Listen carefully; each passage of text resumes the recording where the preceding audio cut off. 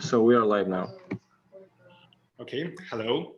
My name is Andrey Shental, and I'm curator of educational program of the 7th Moscow Biennale for Young Art. And this year it is hosted by Center for Contemporary Art, Winzavod. So I personally admire this unique initiative to support up-and-coming artists and international community. But in the light of this year upheavals, this notion of young art, in my view, must be somehow deconstructed.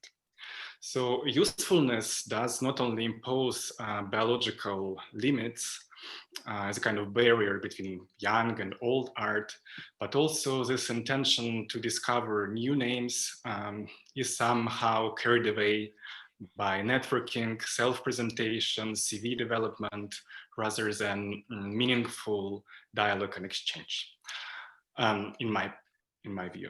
So together with Winzavod, we have developed a series of panel discussions that would problematize categories that are usually rejected by contemporary art. So in the upcoming 2 months, we are going to talk about such issues as negative thinking, social awkwardness, failure, and illness. And tonight we're going to interrogate this idea of senior age, aging, and generation divide. So it is a very contested subject and it is widely discussed, but I would make just 3 preliminary points that would lead into 3 directions of our 3 participants tonight. So first, generations. Pandemic not only exacerbated this division between generation by means of literal physical isolation of the elderly people from younger people. And what really triggered me to make this program were certain Facebook posts by young activists, and I don't know if it happened in Great Britain, but I read it in Russian, who said that old people and ill people, they violate their right to consume, and we should stop this lockdown, and we shouldn't protect any other groups. And I think that this situation, it kind of embodies and realizes the darkest dreams of this so-called theory of generations. So probably everyone is familiar with this division of humanity in subgroups like boomers, zoomers, doomers, millennials, centennials, X, Y, Z generation, and so on.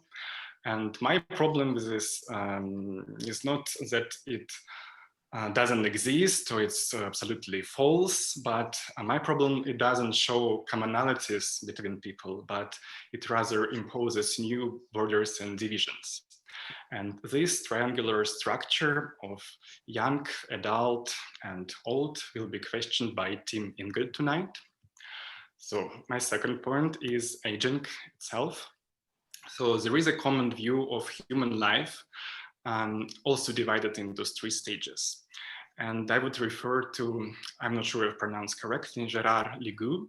He was a clinical specialist of the older subject, and he has compared life to a commercial airplane journey. So you first take off, then you cruise, and then you descend.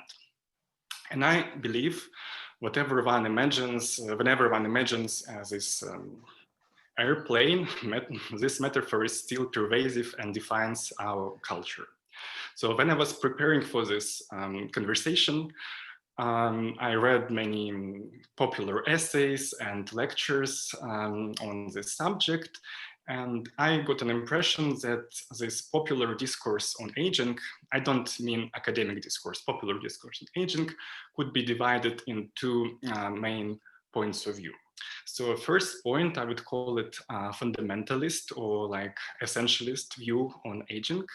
And it prescribes an elderly person like certain norms of behavior and even some visual protocols that this person should comply with. And at the same time, there is another popular point of view that I would call a neoliberal idea of aging. And it implies that every person is free to do whatever he or she wants. And there are many coaches for elderly people, even in Russia, who have lectures, and they motivate people to contribute their labor power to market, to travel abroad, to have sex, enjoy life. And if this person doesn't want to do that, there are some medical and pharmaceutical measures that could be taken. So basically, aging in non-aging in this case is a matter of access to market. And what I learned from doctors, aging doesn't have any clear definition. And I even heard one claim that a person becomes old when the person is born. So basically, when you're no longer an embryo, when you become a human being, you already start this process of aging. And I think this is a very radical claim made by some doctors.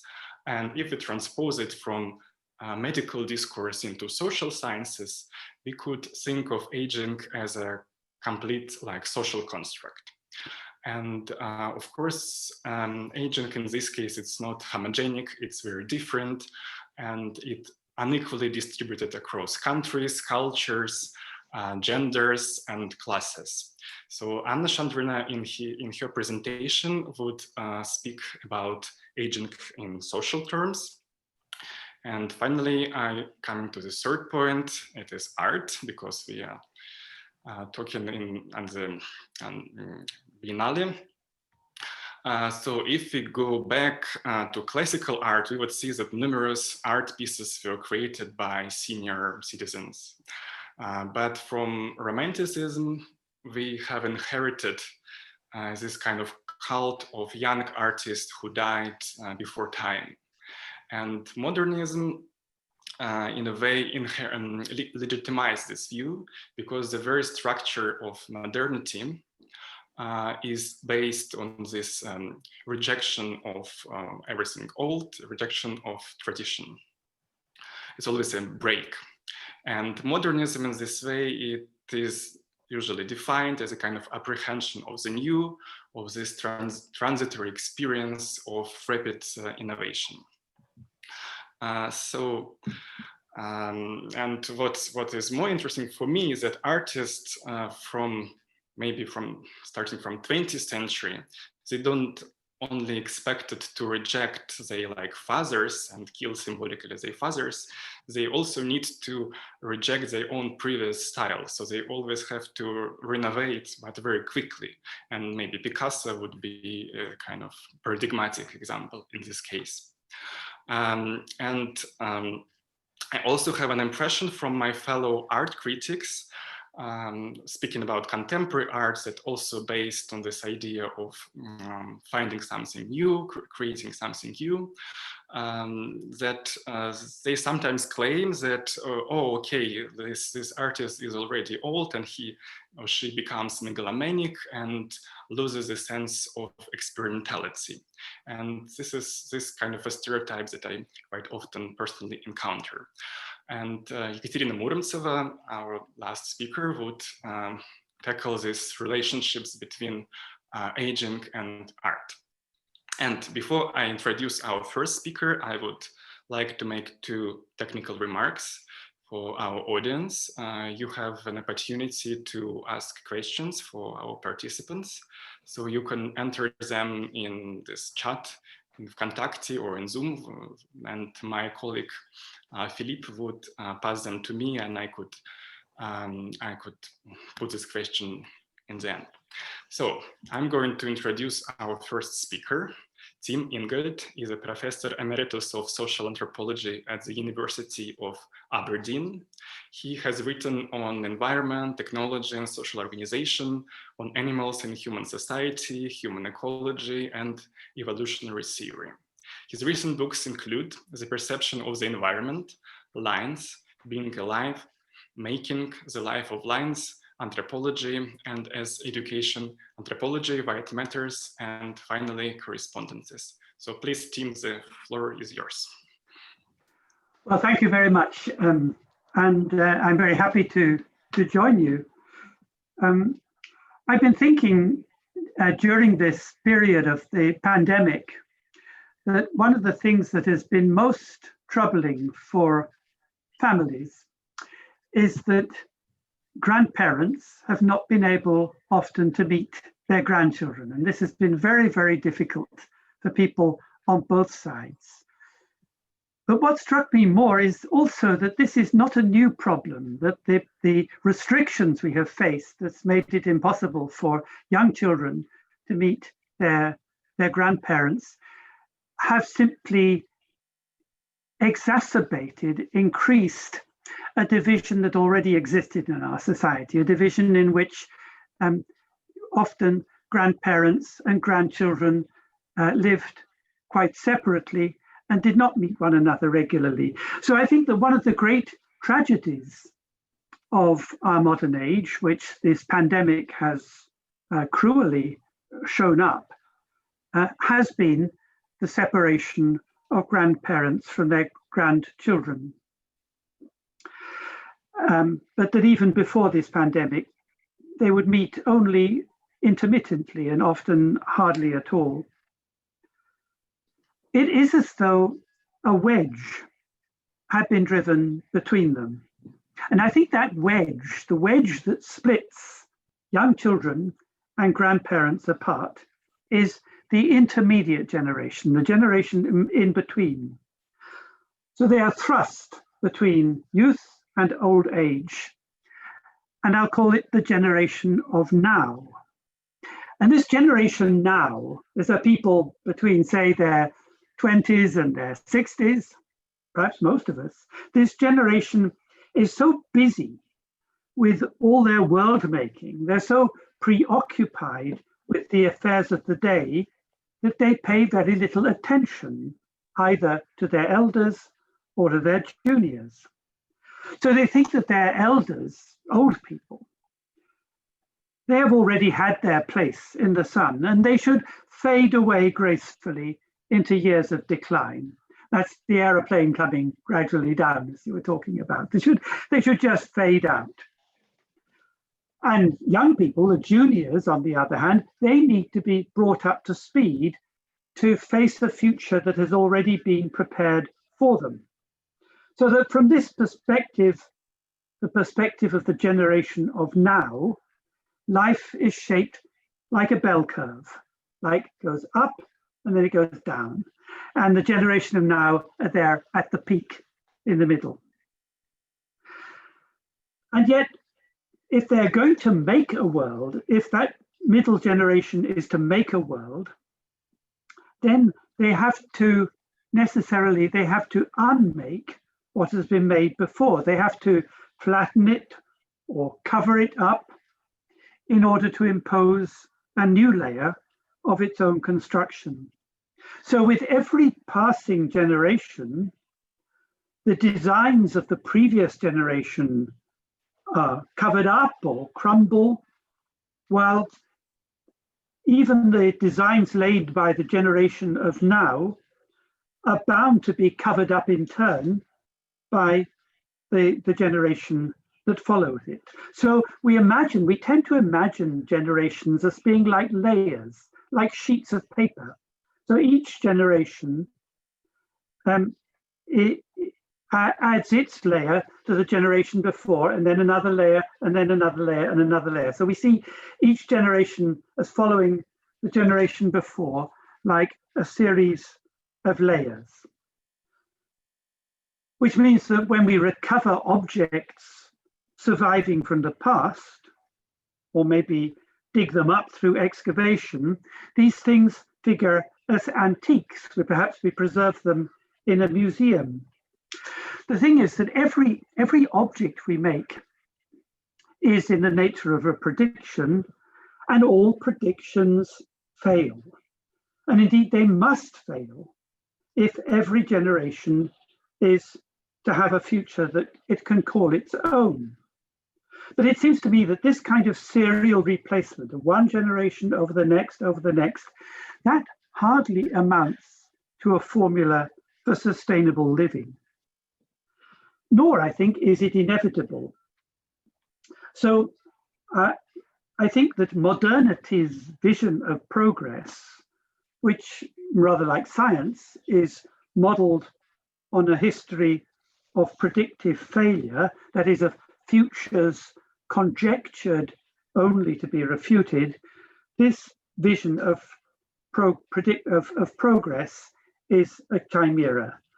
So what we are finding today to our cost is that sustainability is incompatible with the doctrine of progressive change. We can't have both.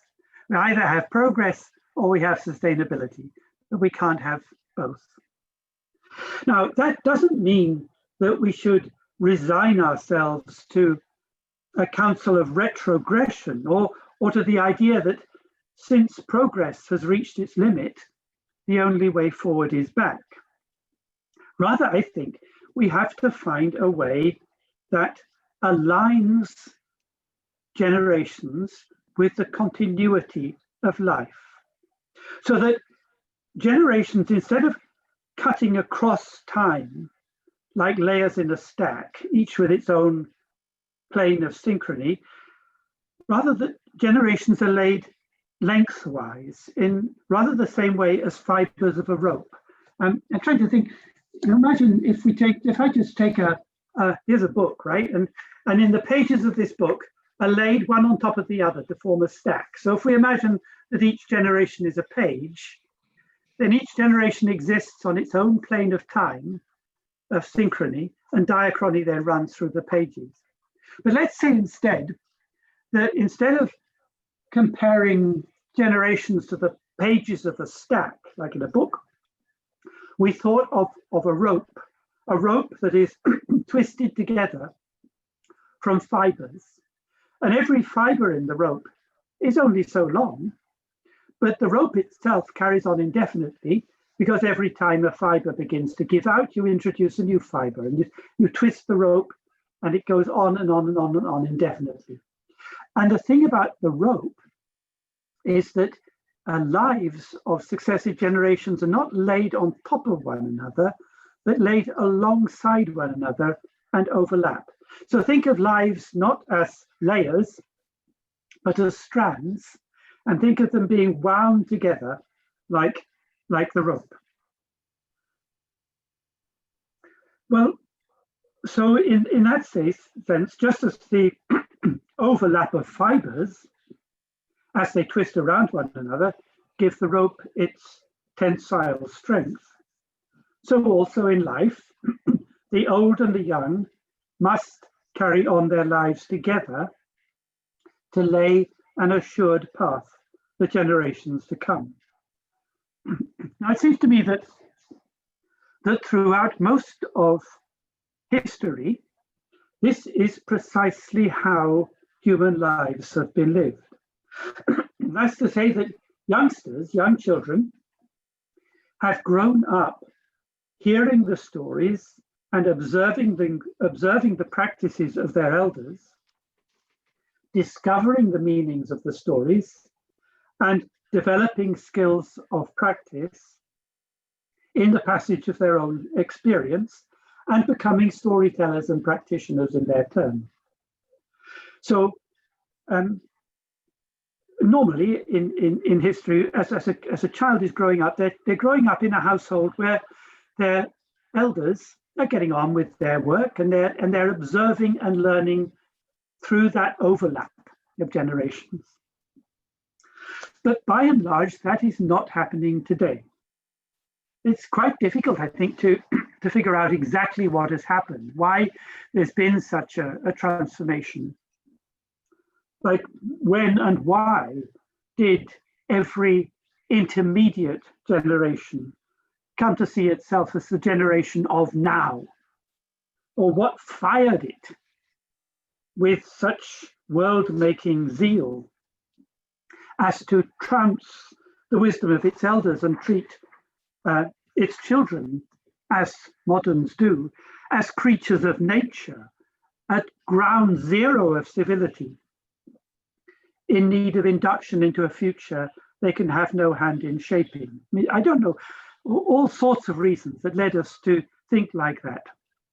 But what seems to me certain is that the generation of now has little time for stories or for skills. They say, oh, that's just the stuff of tradition. We can preserve these traditions to entertain young people in enactments of heritage. Or we can preserve these traditions to indulge the old in flights of nostalgia. So kids can go to heritage parks and learn about how things were done in the past. And old people can play around and tell their stories about how it used to be in the old days and be nostalgic. But none of that is important for the generation of now. It's just kind of entertainment on the side. So this generation now is target driven. It has its ends and its means. And yet, the more expansive its ends, the more limited its means. So its short-term objectives hold no promise that life can endure beyond the future that is already in its sights. So generation now is thinking a few years ahead, maybe, the next plan, the next prediction, what we got to achieve, but it's not really thinking beyond that. So, but it dreams, of course, it dreams of a permanent geotechnical fix that will solve all the problems of climate change, or it dreams of life on other planets where we can go when this one's completely messed up. But these dreams leave the bulk of humanity, which are deemed surplus to requirements, to eke out a living on an irreparably damaged Earth.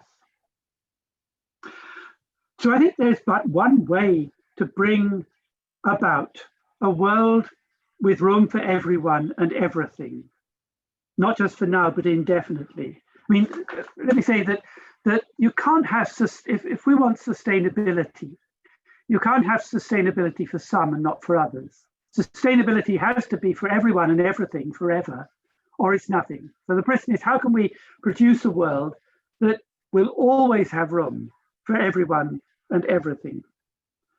And I think there's only one way to do that, and that is to loosen the grip of the intermediate generation.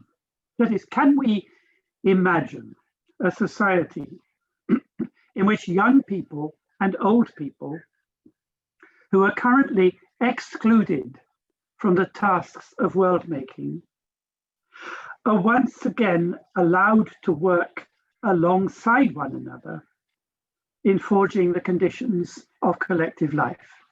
So instead of saying we'll exclude the children are still learning, the old people are past it, the people in the middle are going to make all the decisions, do all the work, create the future.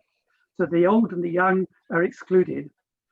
How could we imagine a society in which both the old and the young are brought back together in the tasks of world making? And I think this is a question that has massive implications for the way we think about education, the way we think about the wisdom of the elderly and the curiosity of the young, and about the potential for their collaboration. Because you see, both young children and the elderly are in touch in ways that target-driven intermediates are not, with more enduring rhythms of time. So imagination for them is not a power of conjecture representing a future already within their grasp, and nor is memory the recollection of a past already buried. Rather, both imagination and memory coalesce in a kind of beyond that is neither before nor after, but belongs to an entirely different temporal register. That is a time not of succession and replacement, but of pure becoming or immanence. I think we could call it a time of longing. I like this idea of longing because you don't really know when you're talking about longing for something, whether you're longing for something that was in the past or whether it's in the future. Because when you're longing, that distinction between past and future actually dissolves. It's no longer one or the other.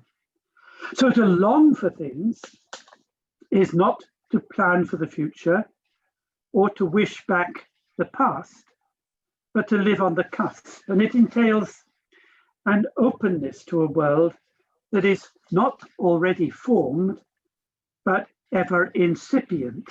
And it entails an attentiveness to what is going on there. Now, in openness, therein lies curiosity. In attentiveness, therein lies wisdom.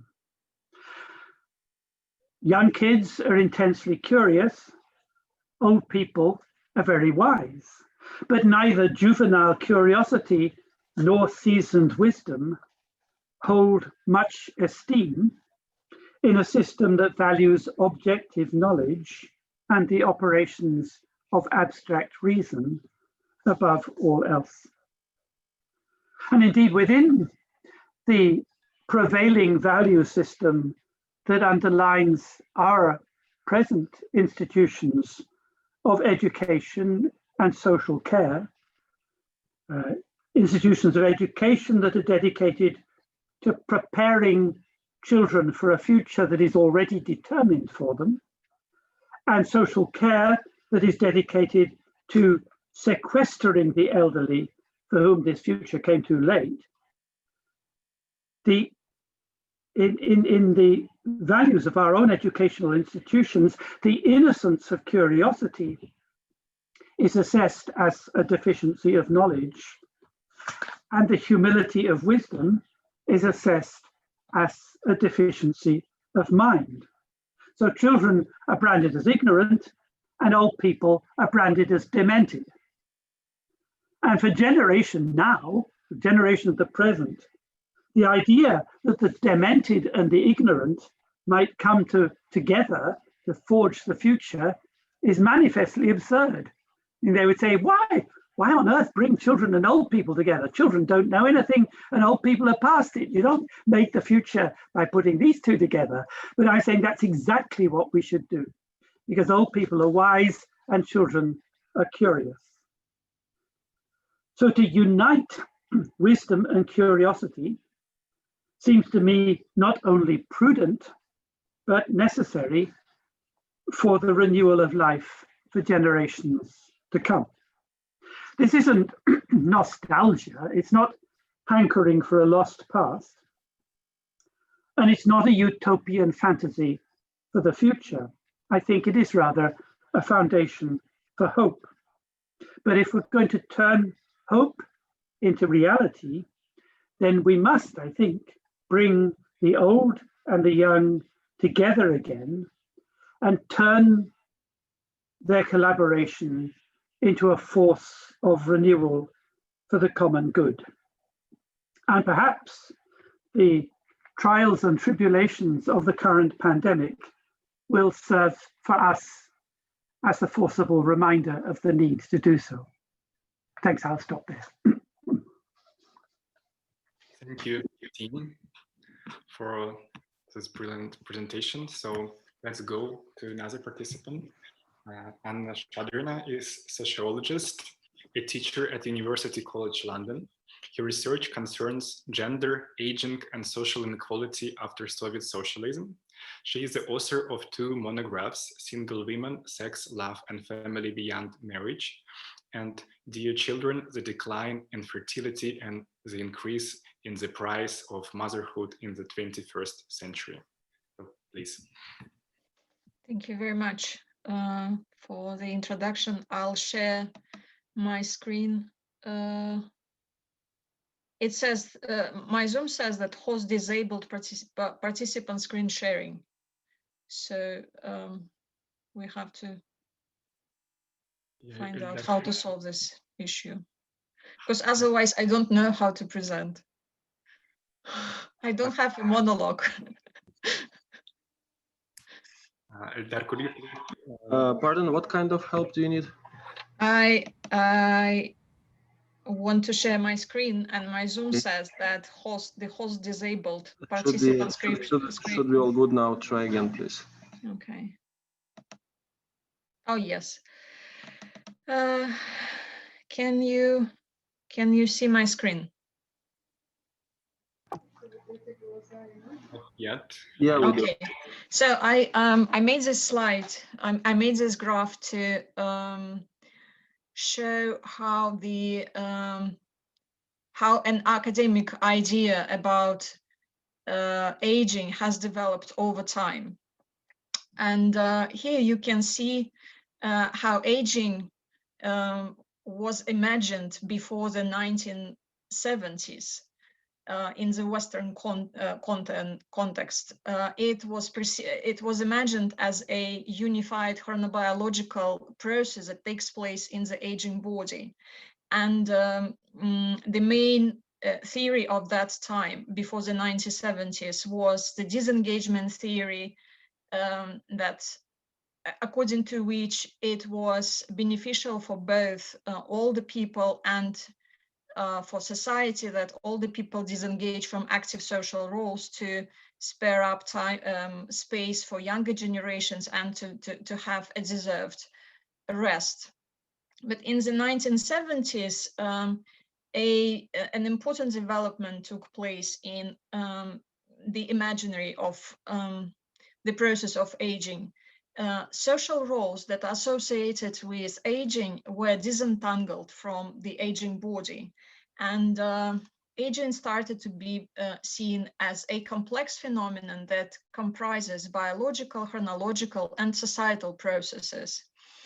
And in the last decade of the 20th century, the idea of aging has was changed again, and now since that time we have thought of aging as a social position that we occupy within the hierarchy, societal hierarchy, and this position is unique and is shaped by our gender, class, ethnicity, sexual identity, etc., and other axes of social inequality. Aging is also understood as an individual experience and a collective experience that is shaped by narratives, by meanings that are socially attached to various stages of lives, and enacted by performance, identity performance.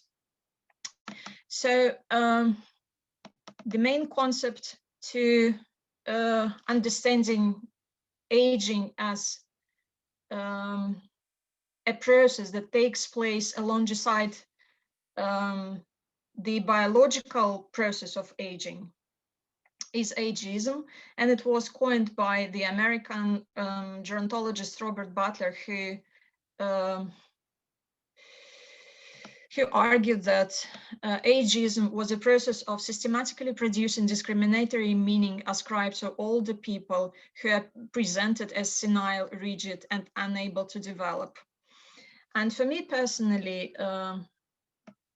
another theory that I find really helpful in understanding what is the social process of aging is a continuity theory that was coined by Robert Ashley, but later developed by Robert Covey, who essentially argued that the social process of aging is a confrontation between social institutions and cultural norms that try to push older people out from active social roles on the one hand, and individuals who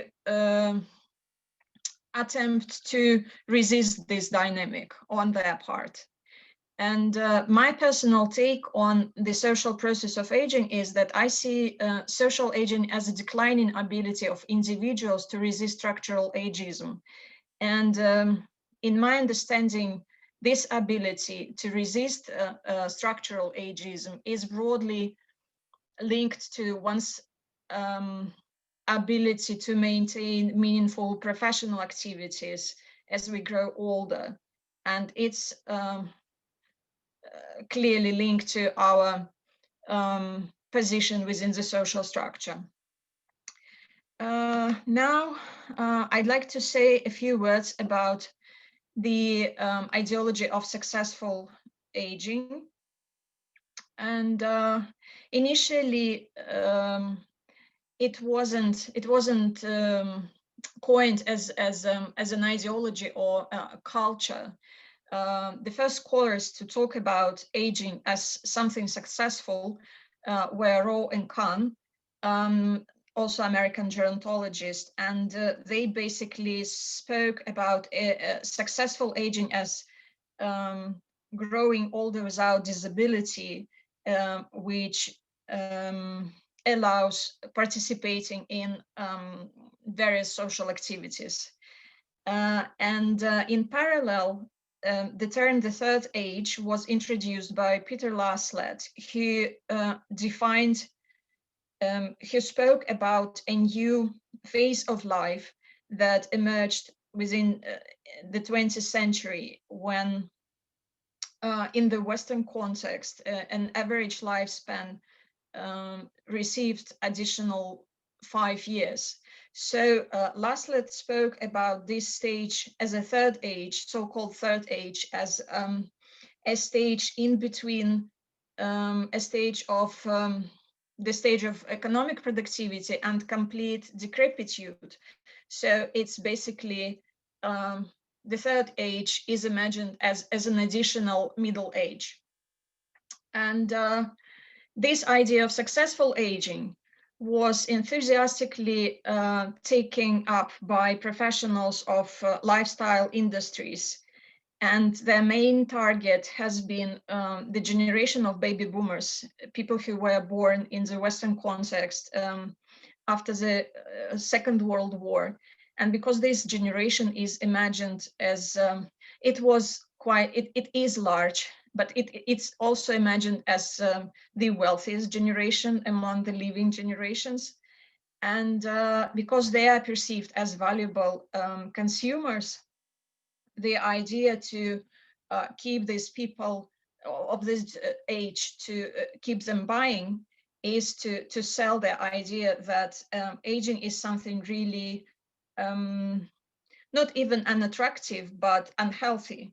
So successful aging promotes promotes idea of keeping young, but it's essentially based on consumption of anti-aging products and services. And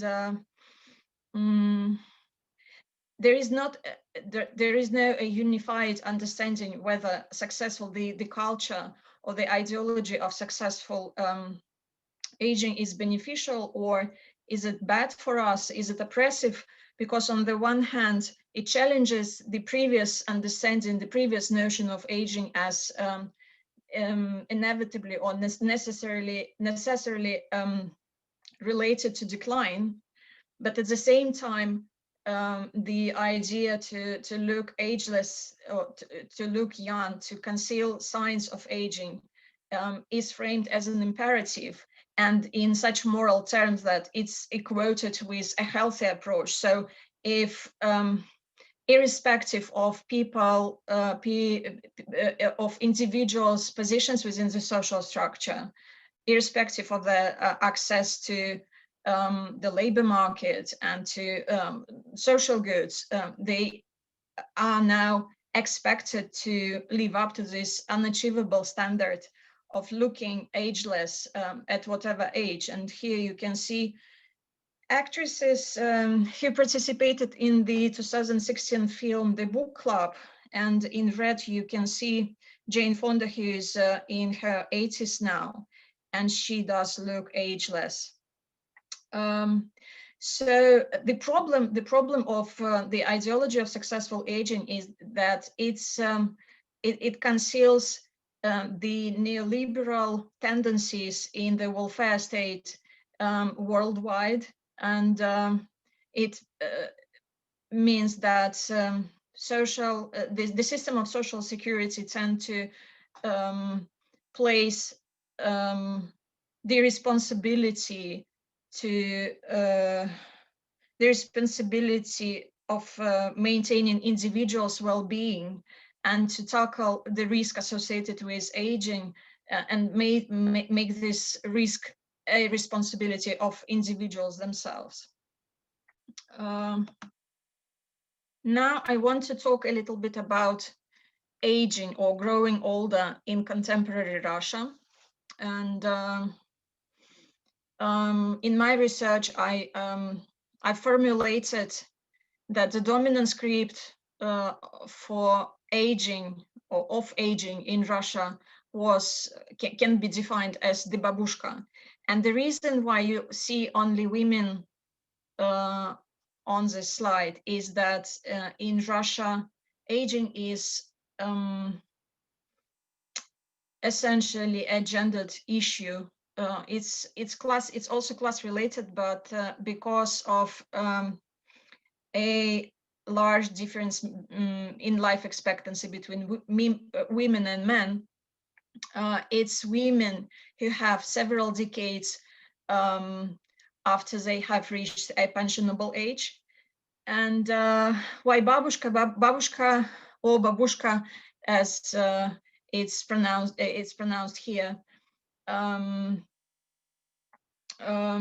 Babushka is a complex concept and a very rich one, because in Russian it means grandmother, and grandmothers are very important for the well-being of the Russian family. But at the same time, babushka means, in my reading, babushka is as an identity of a legitimate aging subject for women, and it signifies a metaphor of a post-professional, deliberately post-professional, deliberately post-sexual subject who focuses on providing unpaid caregiving, family caregiving. And I'll come to it in a minute. So I wanted to touch briefly the social conditions that shape this babushka script. Why is that grandmothers are so involved? We can even speak of the culture of involved grandmothers in Russia, and there are several social conditions that shape this phenomenon. First of all, it has to do with the loss, with enormous loss of the male population that took place during the social upheavals during the 20th century. And it's linked to Soviet and post-Soviet family ideologies that assign the responsibility for families' well-being solely to women.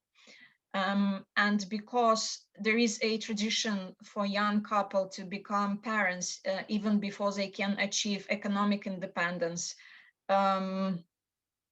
multi-generational households are widespread in Russia, and there is still 20% of such households. And even if the older generation lives separately, doesn't mean it usually a Russian family comprises two parenting adults. It's a mother and her own mother who supports her daughter in combining motherhood with paid work. So, and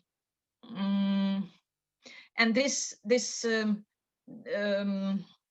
mode of family coping was defined as extended motherhood, which is in the core of Russian family.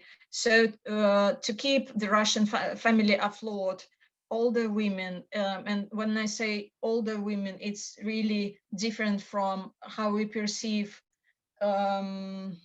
old age in the UK, for example, because in Russia, women are provided, of this generation, are provided with a pensionable age of 55 years. So when I say older, it's not that it's not older here, it's still middle age. So when women become post-reproductive, they're expected to either completely retire or to step down from the better paid and more prestigious pre-pension jobs and to take on less prestigious and more precarious jobs, and to concentrate all their aspirations on supporting their daughters with childcare and housework. And in remaining time, I want to talk a little bit about the representation of women's aging and the cultural regulation of women's post-reproductive sexuality in contemporary Russian culture. And I've chosen the 2016 film Zoology, directed by Ivan Tverdovsky, for that. It's quite an interesting cinematic narrative with a middle-aged woman in the center. The protagonist is called Natasha, and you can see her depicted in this slide. She is in her mid-50s. She lives in a provincial Russian city, but she's an outsider because she doesn't have a family of her own. Her life is portrayed as dull and deprived of any excitement because she doesn't have children nor a man in her life. She lives with her old mother in a cramped apartment, but all this suddenly changes when a tail grows out of her body overnight. And at first she tries to hide the tail, but it soon becomes known to the city dwellers who chase her as a witch, and she is no longer safe even in her home because her mother tries to cast the devil out. She draws crosses on the walls in their apartment. And Natasha decides to visit a doctor because she thinks it might be a medical issue. And here she meets a much younger man, a radiologist called Pyotr. And the woman and the man develop a romantic friendship and eventually become sexually involved. But the promise of love turns into a disaster because Natasha realizes that the man is attracted, homoerotically attracted to her tail rather to herself.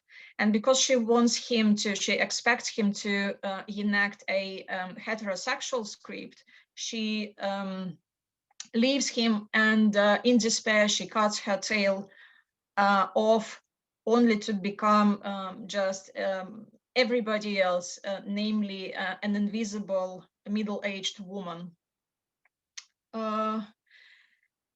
So what is it all about, and why tail? What does this film tell us about aging in Russia? The director himself doesn't really talk much about what he wanted to talk about. He says that his intention was to talk about overcoming a stigma in a extremely intolerable society, but he doesn't go further. But if we look at how the categories of gender, age, and sexuality are used in this filmic narrative and for what purposes, we can speculate that the tail actually represents sexual desire that is perceived as inappropriate for women of post-reproductive age. And here you can see a scene from this film where Natasha uses her tail as a dildo. And because her tail is portrayed as something shameful, something to be hid, or something to be cut off, we understand that women are not expected at this age. Women are not expected to have desires, but her life, her dull and gray and boring life, changes as no. At first, that it changes when the tail appears, and this tail attracts the man.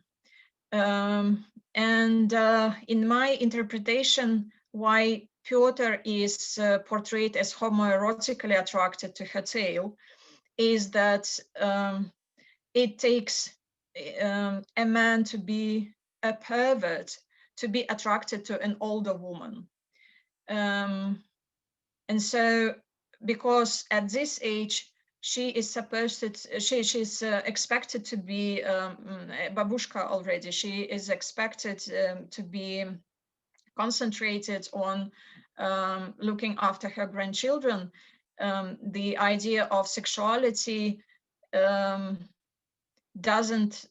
is at odds with the welfare design in which grandmothers substitute for the failure of the state and children's father to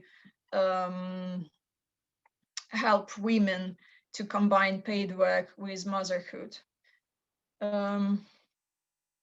Yeah, this is it'll be all what I wanted to say for now.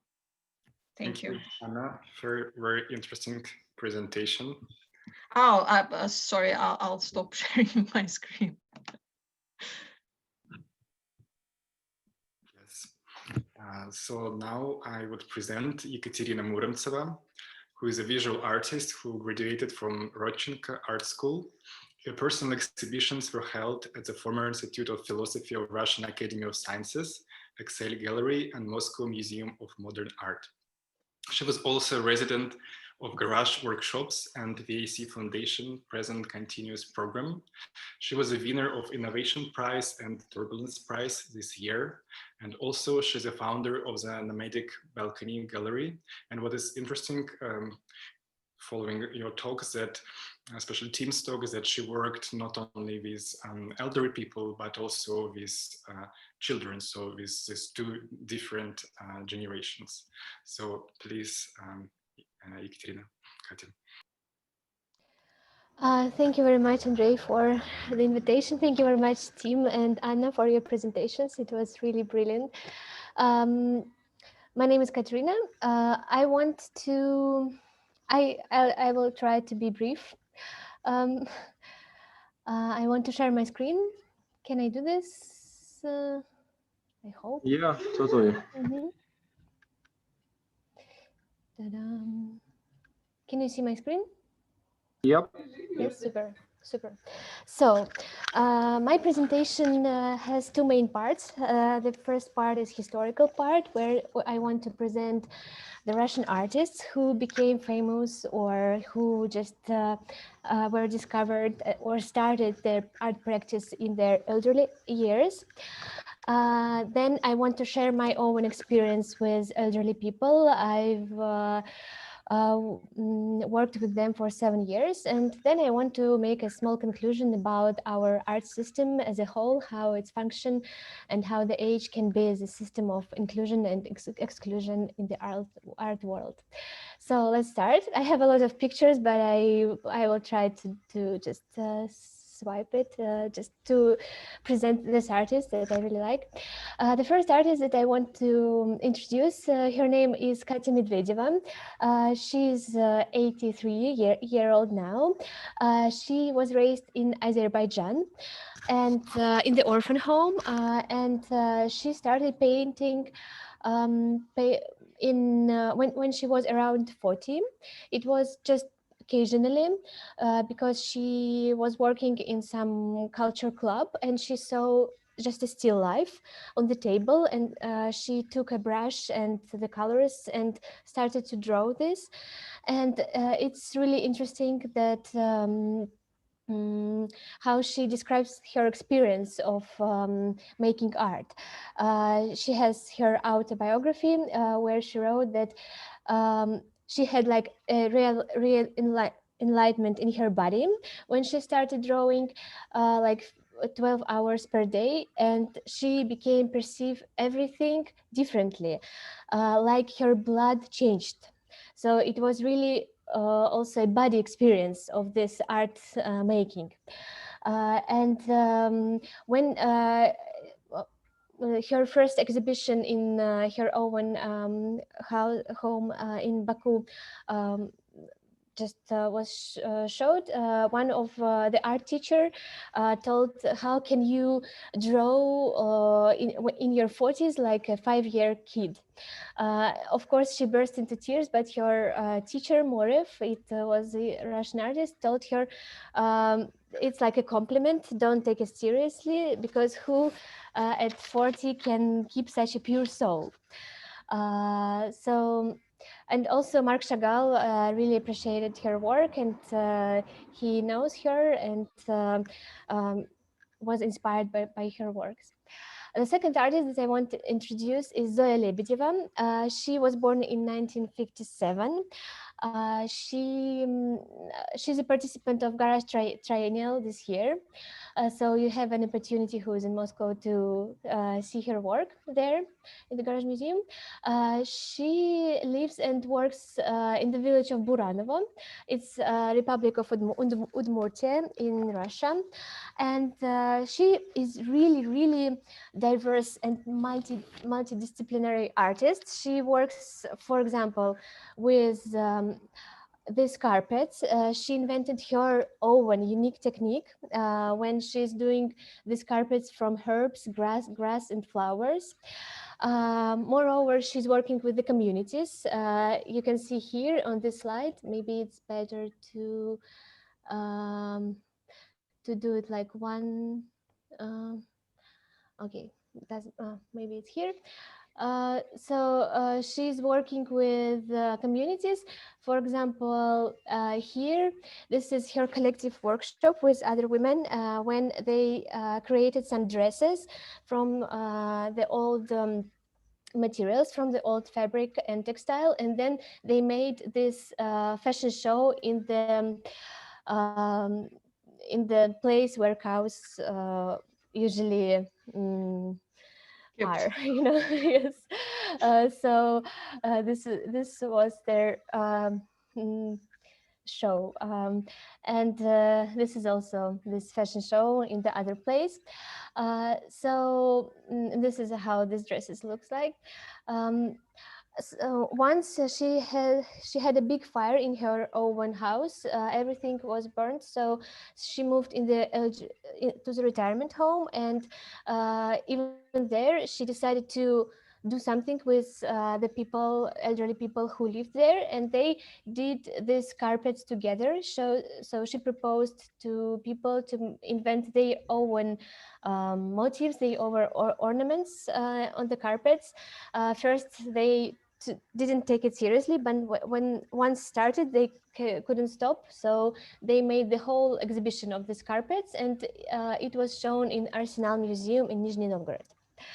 Also, she's working like a graphic artist, so she's making these graphic novels about her own life, and also this is her portrait in her wonderful dress. So this is very diverse, interesting artist. The next artist that I want to introduce is Lyubov Kulik. She was born in 1945. She's very productive, and so all these works that I show now, it's like new works. She was discovered by young artist. It's really interesting story by young artist Oleg Ustinov in his own town Rostov-na-Donu, where he decided to create his own gallery, his own artist run space. So he went to this local housing department to solve some problems related to his gallery space, and there he just found this artworks. He was so amazed, so he proposed her to make like a solo show in his gallery. And she started to do more and more artworks because she felt like somebody interested in this art. And she combines embroideries and these decorative panels with painting, with oil painting on them. And this, for example, disco in the Garden Eden. She uses this, has her inspiration from avant-garde art, for example, late Kandinsky, or maybe Filonov, sometimes Malevich, and also Russian ornaments. And her other inspiration is like her inner insights, how she describes it, and some of psychedelic experience from life that she has. This is also like Kandinsky inspiration. We can see it in this abstraction 44. And this is her first exhibition that Oleg Ustinov did in his Lille space. As you see, it's also Mondrian influence, and it's how they presented her works. The next artist that I want to introduce is Alex Hatkiewicz, the fourth one. And he was born in Riga, in Lithuania. He was declared mentally ill, and now he lives in a high security psychiatric hospital. And he has very strict schedule in his life, so he has only 2.5 hours per week to make these drawings. And he creates this series of his desires. So he could not possess things, so he produces these things, these objects that he cannot possess. For example, some ties. This is suns, and it's always 44 objects. So he's working with this number 44, and he produces all these objects in, with this number. And this is the opposite side of his drawing. It's some description in Lithuanian. Unfortunately, I don't know Lithuanian, so I cannot translate it, but he always used this text on the other side of his work. And the last artist that I want to share is Miss Yulia. She was born in 1938, as you can see, and she has an Instagram, and she became very famous because of this Instagram. You can subscribe, Girl from 1938. This is her nickname there, and it's a really interesting example how elderly artists became famous through this young social media. And it really helps her to become famous and to support her art production. Her grandson helps her with her account, and she describes herself as Russian Babushka, as Anna told, and as a dementia fighter, because she has some physical disability, but this embroideries helps her to overcome these disabilities. And she is working with some pop culture motifs like this Spice Girls embroidery, or also some art historian references like this Frida Kahlo portrait, or these wonderful cats. And she has this sense of humor. And this is really interesting situation how social media works on this elderly age that she has, because I think the part of her success is that she's not like young artist, that she is an elderly artist, but she can use this young social network. Yes, so you can check her works, they're wonderful. And the next part of my presentation is my own work as an artist. I've worked with elderly people in the retirement homes for 7 years, and first I went there just like to hear some stories about Soviet Union, about the past, about history that I didn't know about this generation that I didn't have much experience. So but then I decided that we just became friends with some elderly people, and I decided to come not just like for one or for 2 visits, but I came and lived there for like 3 weeks during my holidays. We decided to do something together, like an art practice, and we painted these carpets on the walls, these Soviet Union carpets that I had in my childhood, and also elderly people had because they cannot put these carpets because of the fire in these care homes, but we draw this like this Trump œil. I think that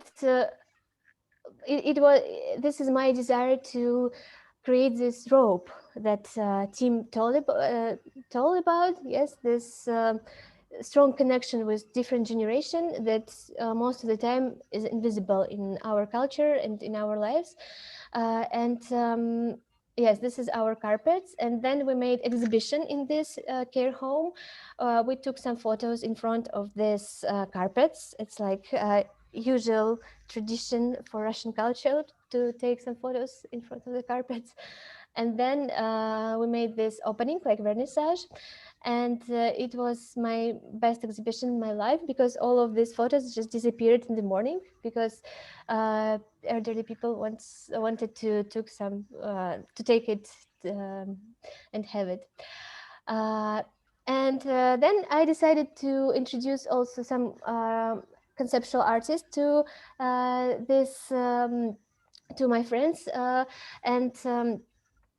how this idea of our answers to Moscow conceptualism happened. For example, we had our answers to Eric Bulatov. I showed them the catalog from the exhibition of Eric Bulatov and asked them what they would write on his paintings instead him, for example, because he's always has had this big writing on his paintings. So this is their answers to Eric Bulatov. For example, a young person loves somebody and the elderly person loves something. Or I love you again and again, or blue sky looks at me. So for me, it was interesting to establish this connection because this generation and this generation of Moscow conceptual artists, because these people, they don't know these artists, but they are the same generation, the same experience somehow, that's why it was very interesting how would they react on this type of art. Also, we did our answers to Ilya Kabakov. They were very critical to Ilya Kabakov. Honestly, they told that his practice is too narrow, that Soviet Union experience was different, not only this sad and little like not only the sad experience as Kabakov insists in his art practice. So, for example, this is their answer to Kabakov. For example, the dream of the Soviet Union kid is to have 1 banana per day. Or this is our answer to Pavel Pepperstein. We visited his exhibition in the Garage Museum. And for example, the soul is singing, the cardiogram is dancing, my age is coming, but my humor is the same. Yes, so we tried to establish some kind of dialogue with Moscow conceptualists. And the last artist that I want to show you is Babushka Genius. This is how she calls herself. She became an artist in the retirement home because she wanted to have some sense in her life, to find some sense in her life. And she started to draw. She also has an Instagram. We decided that it's the best way to just share her works. And also I try to present her works in the different occasions when I have some. For example, this is my balcony gallery, and we presented some of her paintings there. This is the portraits of the inhabitants of the retirement home where she lives. So you also can follow her on the Instagram as Babushka Genius. As a conclusion, I want I would like to mention that art system has this unspoken rule to discover like young artists. That this is something that Andrey mentioned, and to give the young artists this possibility to develop their art practice and age became like a system of inclusion and exclusion. For example, we have this like border of 35 years. If you are 35, you are not a young artist, and you cannot, for example, get some grants or some exhibitions. And during this discussion with Andrey, we decided maybe we should establish like elderly biennial, not like young artist biennial that we have now, but also like mature biennial or elderly biennial, just to include different generation and elderly generation, and to create some kind of dialogue together, because art is very special thing. You can come to your own art practice when you are 70 or when you are 17. You never know. So let's try to establish this kind of ropes. I really like this definition that Tim gave us, and that's all. That's I wanted to share. Thank you, Katya. It was very informative. I personally work in an art system. I didn't know most of the names that you mentioned. Great. Well, now we have a chance to, I give floor to you. If you, Anna, Tim, and Katya would like to make any comments on each other's presentation or questions to each other. Do you have? Okay, in this case, I could start the conversation myself before I ask some questions from our audience. So following team idea to kind of expand our imagination, I wanted to make two kind of speculative questions, or not even questions, maybe some speculations. So one is related to aging, and another one is relating to generation division. So first I will speak about division. So like, as we know from feminism and from queer theories, so gender is like gender is social construct, and there was an idea to introduce like queer to kind of multiply identities or to destroy any identities.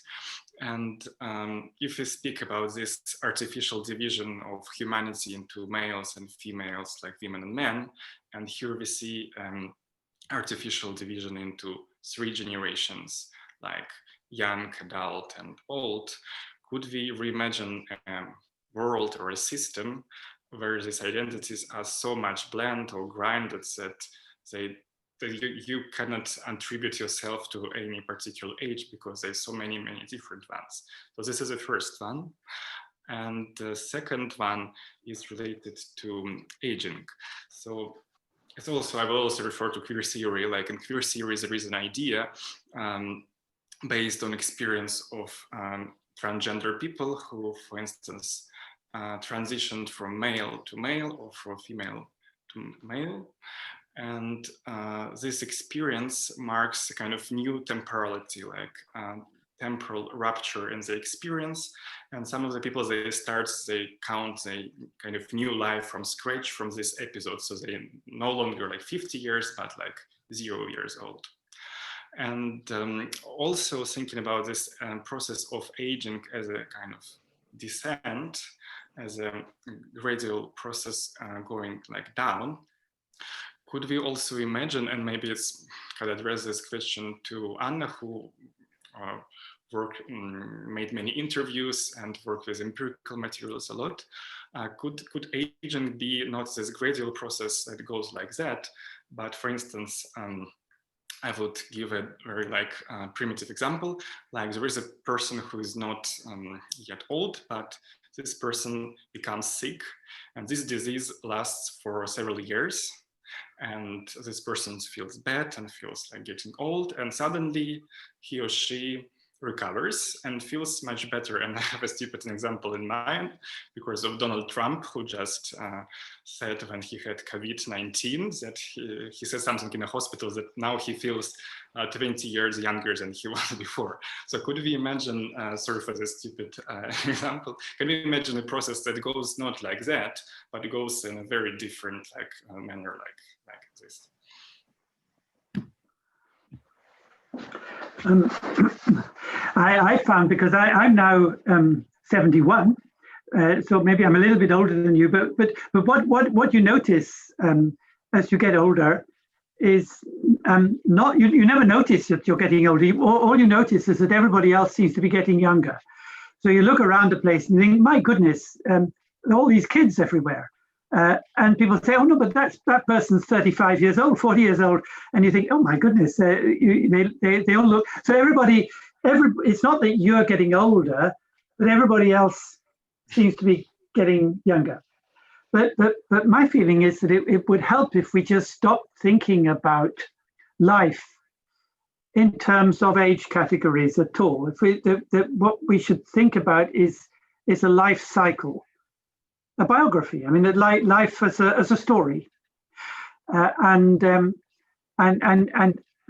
one story is told, and then as that story is being told, another story comes in and weaves its way into the first one, and then another one, and so on, and it simply carries on.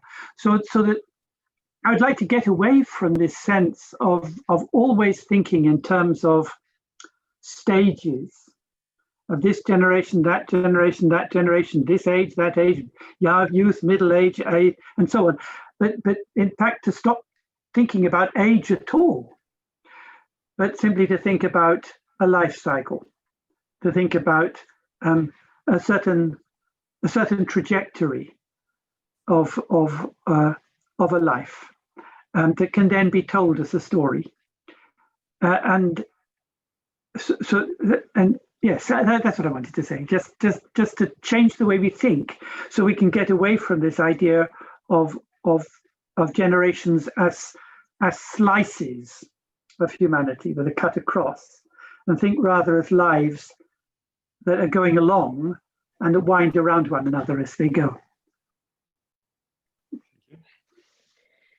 I wanted to thank you, Timothy, for your beautiful metaphor of fabric of a rope.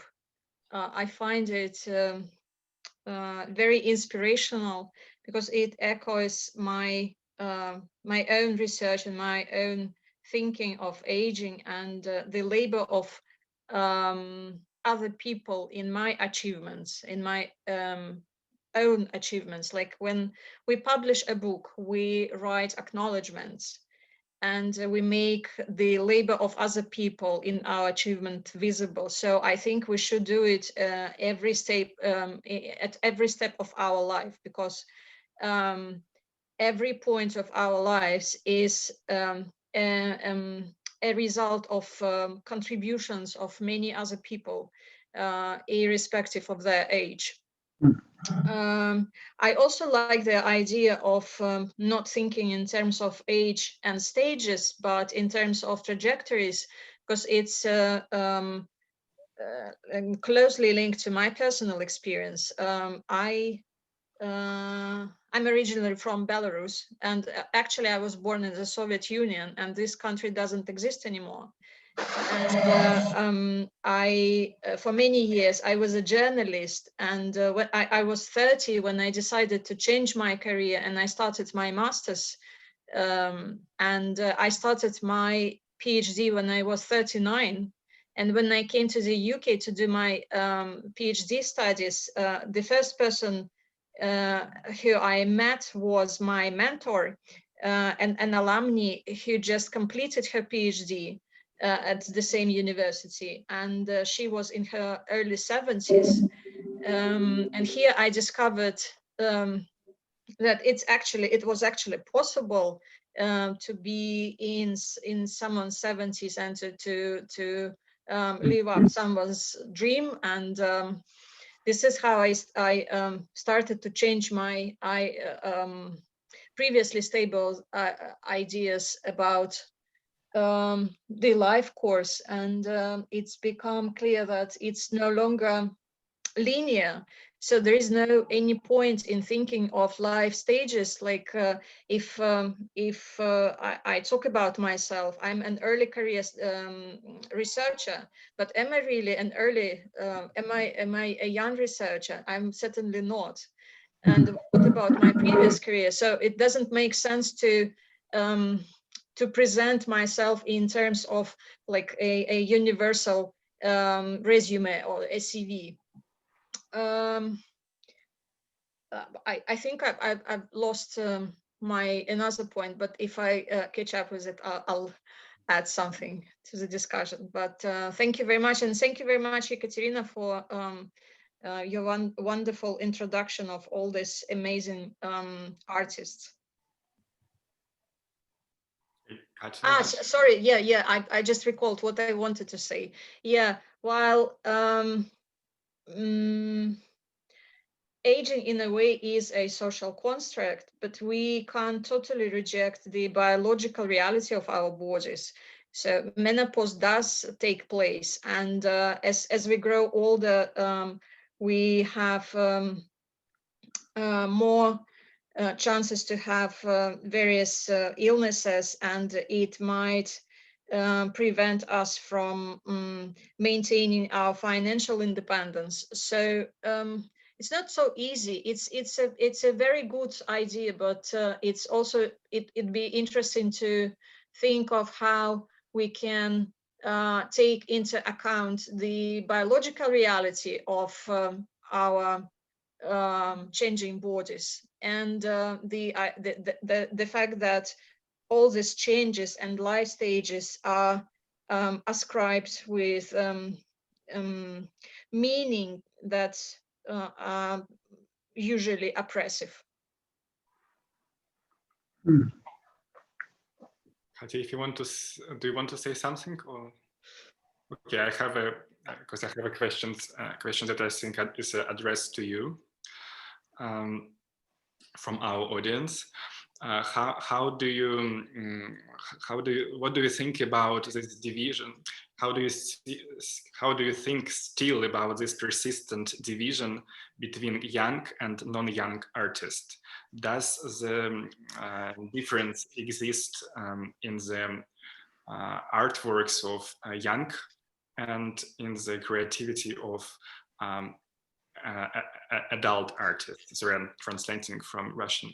And how do you think, in your view, this attitude to aging would change in the nearest future? I guess it's a question for everyone.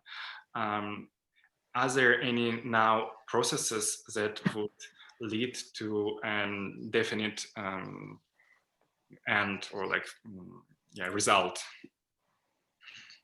Did you get the questions? Somehow. I think that there is a division in art practice between elderly artists and young artists, because elderly artists, they usually came to their own practice like naturally. They didn't attend some art schools. They don't know the rules, because young artists, they know some rules, because there are some rules, and when we visit some young artist exhibition who just graduated, we always can say that it's like, okay, this is like young art, because we somehow feel this subconscious rules. And elderly people, they just it's more natural for them, and that's why they may be closer to this naive art. I think that most of the artists that I show you, it's like we can describe them as naive artists, but from my opinion, they're not naive artists. They're just artists. Maybe young artists are more naive because they just accept these rules and they don't think like how critically to these rules, And this is really interesting question. What is naive art nowadays? And I hope that this division will change somehow, because everything is changing, and that this fact that we have this discussion now, it's also, I think, shows us that something is changing. So yeah, I had also this. I actually wanted to ask you about this naive art, because there was two categories how to include some other artistic practices. The first one was primitive art, which is now, I think, not used anymore, fortunately, and another was naive. And it was like very strange that if you kind of come to our system from another kind of way, you have to be called naive artists. So I feel myself this very problematic. But still, like in art books and textbooks on art history, you see this term, like this Grandma Moses from America, she is called like naive artist. So the question was to everyone, how do you think this attitude to age would change in the nearest future? So Tim and Anna, would you like to say something? I think it's very difficult to predict how it will change. I can talk about how I would like it to change, but how it will is very hard to say. The thing that really worries me is for the present generation of the present younger generation, if I can use that term, are being told that the future is coming at them. It's like that the future was like a ceiling of a room that is coming down on their heads, and they see it coming towards them. And it might be because they are the first generation actually to inhabit a world of more or less instant global communication. And this didn't exist before. And so I think we have here the first generation now in 20s, 30s, who have grown up with this sense of global instant communication. And one of the things that does is to create a sense of the future as a time that is coming closer and closer towards us, might even have arrived. And it's like a string on an instrument that gets shorter and shorter. And the shorter it gets, the faster it vibrates and the higher the pitch. And there's a sense of life sort of imploding in that kind of way. And what I would really like is for us to stop thinking about the future like that, and to think of the future as something like when you're walking in the countryside and you can see ahead as far as you can see, and there's the horizon. And you know that if you keep on walking, the horizon too will move ahead, and you're never going to cross it. So that if we could open up the future again like that, to think that, I might not be alive, that doesn't matter, but at least life carries on. And as life carries on, the future is always somewhere up ahead. There's always somewhere further you can go. That for me is what sustainability is about. The possibility not of reaching some kind of state, but of allowing life to carry on. And I think the very worst thing is this sense of past, present, and future as layers of time, to which one is leaving the past behind and heading into the future as though it was some kind of thing that's already made for us. And so that we can get to a situation where life is about continual renewal, that every generation can be its own generation and create its own future, rather than having to fit into a future that our generation has made for it. So we have to get away from it means changing our understanding of what education is about, because at the moment, education is about saying, if we're of this generation, we say to kids, this is the future, we've got it all ready for you, now you have to be prepared for it. So we've made the future and you've got to live in it. And that prevents them from being able to make any future of their own. So the reason why I would love to see old people and young people coming together to make the future is that we could get over that sense that for kids, the future is already made for them and they have to be prepared for it. If you bring kids and old people together, old people are thinking, well, what the hell? It's actually rather great to be, you don't have to worry too much about the future, because you might not be around that long anyway, but you can forget about all that and align yourself with a different kind of time. I mean, the kind of time that goes with the weather and the seasons and the life of plants and animals and all those sorts of things that kids love. Old people love those things too. And they're not tied to plans and projections. They're tied to the rhythms of life, the rhythm of the seasons, the rhythm of animal and plant life, all those things. If we could reorient ourselves to those times of life and see our own lives as woven into those, that's what I would like to do. And it means changing our education system so that we can do that. Undo something, or I can go on with the questions. So up to you. I might add a sentence or two. People who study the sociology of aging project that because of the imperative of longer professional lives in the Western context, people will intensify their attempts to hide the signs of aging, and it actually worries me, because when we associate the signs of aging with something that is worth hiding, it actually prevents us from solidarity, from asking for help, from living our real lives. Apart from the fact that if we imagine a universal pension system at really, really old age, I don't think that it's optimistic. It's an optimistic future for everyone. Not everyone wants to and is able to work, to remain employed full-time later in life. But if we speak about the future and the present and the past, I also I dislike the idea of the future, because it never comes. Future always belongs to somebody else, and I'd personally like to be more anchored in the present. But how are we to do this? I don't know. Here's another question from our online audience. How valid or how legitimate is this way of destruction, aging as generation? Could be like reprogramming of generations as cultural categories.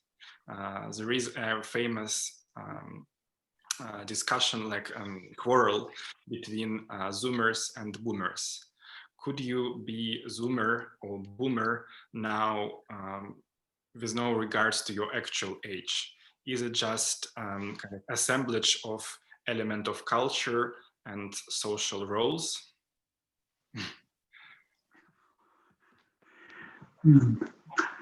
I'm not sure if I understand that question. I'm a bit stuck. Maybe I could pass it on to Anna or Ekaterina. Okay. I think the question was about how are we to deconstruct the idea that only young people are digital natives, and older people are not educable. Is it right, Andrey? No, I think the question is that if we deconstruct idea of different generation, could like boomers become Zoomers and Zoomers become boomers, and actual age is just like cultural, like assemblage of cultural roles, and it doesn't have any kind of essence. So that was the question. I think if it's about digital competence, it's in my opinion, it has nothing to do with age or life stage or aging. It's about how society allocate access to education and technologies, and because technologies also cost money, one has to have income to study, to purchase. So it's more about economics rather than about generation and aging, in my opinion. Thank you. Another actually question for you, Anna. You showed, did you show the image of Jane Fonda? Yeah, I did. So, so the question about visual outlook and kind of this representation of aging as wrinkles and other signs of not aging, signs of being of weakness. So do you think this is a kind of acceptance of aging, or is it the opposite? When you mean cosmetic procedures?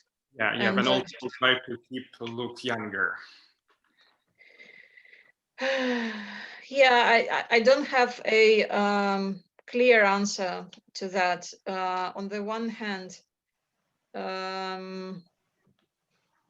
by trying to conceal the signs of aging, we perpetuate the idea that aging is unattractive, asexual, something that is not associated with progress, with exciting things, and etc. But at the same time,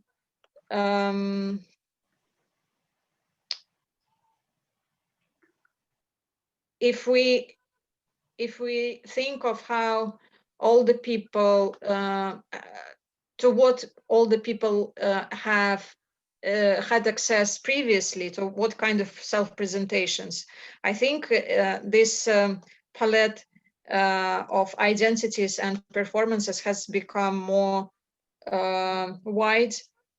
But a question again is to whom it's accessible, and how it's formed, how it is framed, whether it's framed as an option or is it framed as an imperative.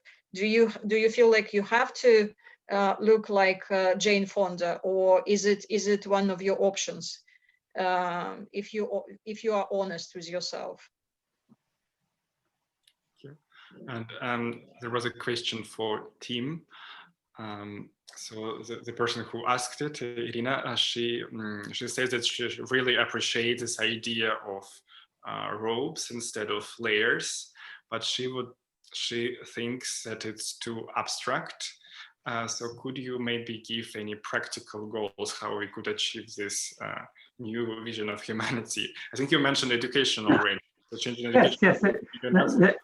Let me give one example of this, where I'm referring to the work of a colleague of mine who is both an anthropologist and a great craftsman, a basket maker. And she's been involved in a project in the Western Isles of Scotland, where she's been working with old people, mostly now in care homes. And often these old people are technically diagnosed as suffering from various degrees of dementia. But you find that if you put but many of them would have practiced skills such as basket making, or if they're men, mending and weaving fishing nets, this kind of thing. When you put the materials into their hands, they find that they can work with them, that their hands remember how to work with them. And as they work with their hands, so also they remember the stories and they begin to tell all kinds of things. Now, in that study, my colleague brought in kids of sort of 8, 9, 10-year-old kids into the care home with these old people. And the kids were absolutely captivated by this. They really wanted, they would spend ages trying out these skills themselves, learning them. And it was great. It all worked tremendously well. It was the old people were happy, the kids were happy, they learned new skills. The old people found that they could remember all sorts of things that they were, so actually that's a practical thing that can be done. You can actually set up contexts in which rather old people who otherwise are hanging around apparently with nothing to do, and young kids who are getting fed up with the sort of stuff they have to learn at school, can actually come together and between them generate something new, something that didn't exist before, that they can actually make knowledge together. So it's got nothing to do with transmission. It's not about the old people transmitting knowledge to the young people. It's about the old people and the young people, the wisdom of the old, the curiosity of the young, coming together to create something completely new. But at the moment, we can only do that kind of thing through special kinds of projects, like the one that my colleague was involved in. We don't have the institutional forms that enable this to happen as a matter of everyday practice. And I think that's what we need to do. We need to completely reshape our educational institutions so it seems absolutely natural that old people and young kids should be in the same space together, and say that's actually where education is going on. There is a Anna. Why do you use? Is it legitimate to use babushka or babushka as only a positive cultural category, like a caretaker? Because if we go back to Russian culture, Russian like fairy tales, we know this kind of dark side of babushka, like dark babushka, which is like Baba Yaga. Don't we restrict ourselves if we use only this positive category? I've hugely enjoyed telling Russian stories to our children when they were young, and Baba Yaga was always in there, and they just loved it. So maybe Baba Yaga is positive too. Sorry, it's a completely legit question, and like I mentioned in my presentation, babushka is a complex category, and it encompasses a positive, a very positive image of a grandmother, which is featured widely in Russian culture as a wise, warm carrier of family traditions, and but it's also featured like if I don't know if everyone has watched this movie, Bury Me Behind the Похороните меня за плинтусом. Bury me behind the forgot this word, I'm sorry. So grandmother is featured in a way that it's actually echoes the writings of the feminist scholar Silvia Federici, who studies witch hunt. And she says that when women possess certain amount of power, and when this is at odds with male supremacy, with the dominant social order, these women are usually portrayed as witches, as of animal or bestial nature, to devalue their input into the social order. So grandmothers have been portrayed both as kind and wise grandmothers, members of families, but as also cruel competitors of mothers who often attempt to overpower everybody in the family, and who are vampirically dependent on family members' dependence on them. So it's not about, and I talk in my research, I talk about various representations of older women, as babushkas in terms of women's senility and aging identity and a legitimate aging subject, and the family role of grandmother and its representation in culture. So it's not, what is interesting to me is not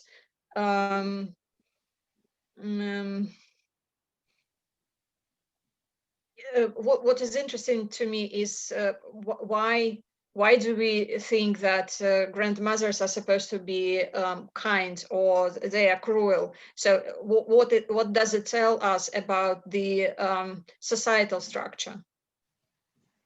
I don't know if it answers the question. I'm sorry. Maybe you want to say something about Baba Yaga or not? Baba Yaga, yeah, Baba Yaga is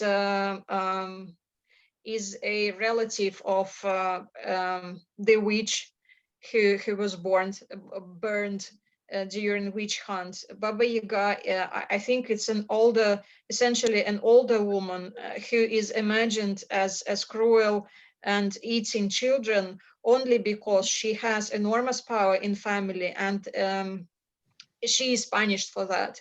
She traditionally, grandmothers look after, they are involved in child rearing much more than in many other social contexts, and because they possess this power, it's scarce, and they are punished for this power they possess by these cruel representations. So it's not that Baba Yaga eats the children. She actually looks after the children, but because she is so powerful, she is hated, and that's why she is portrayed in that way. Okay, and maybe the last question. It's a bit weird. I will first read it in Russian and then I try to translate it into English. So it's just one to finalize our discussion. А чё как по кайфу жить? How could we live to enjoy our life? How could we live to enjoy our life? Yeah. No, is that right? So how can we have more fun? Generally speaking. Well, goodness me, I don't have. There's currently a fashion for happiness research. There are people doing this happiness research, and economists coming out with studies about how we can be happy. And I think this is completely ludicrous, because and then there are all these surveys, about different countries and which country has the highest proportion of happy people in it.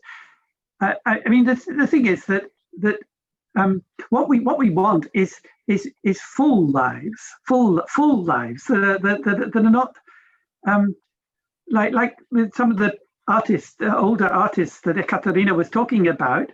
I mean, they might be finding their lives a bit dull, and then they can start doing art, and it suddenly becomes much more exciting and much fuller, and you can get something that can get exciting. But I don't see how you can have enjoyment without a measure of suffering as well. I mean, for example, I play the cello, and I hugely enjoy playing the cello. But it's also it's a struggle, and it involves a great deal of frustration and effort and pain and annoyance and anger. But so that you can't really say about any activity, is it just fun or is it just this? Or because everything is a mixture of all these things, and if it wasn't, then life would be like some kind of just froth. It would be like a one of those sort of pulp films that like kind of Baywatch kind of thing. I don't think we want that. That's my take on it. Yes, I mean, let's make life rich, but to go out of our way to enjoy life is probably not a good recipe. Any other final comments? Yeah, I agree with Timothy. I'm in favor of a fuller life rather than enjoyment. I'm not against enjoyment. It's just maybe it's not very realistic to always enjoy life. But my key for myself are more courage and more kindness. Katya? Make art and you will be happy. Make art, be happy. That's great. Yeah. Yeah, actually, it's very good, Tim, that you mentioned this research on happiness, because as our next discussion that will take place in 2 weeks' time on 26th of October will be about tyranny of positivity. And there will be Yeva Iluz, who researches and criticizes ideas about happiness, Aaron Schuster, Boris Klyushnikov, and Natalia Protaseni. So you can follow our Facebook to get updates. So thank you, everyone, for the discussion, and thank you my colleagues Irina, Philippe, and Daria who help us to and hope to see you in real life. Thank you. Thank you. I've enjoyed it. Goodbye. Bye-bye. Bye.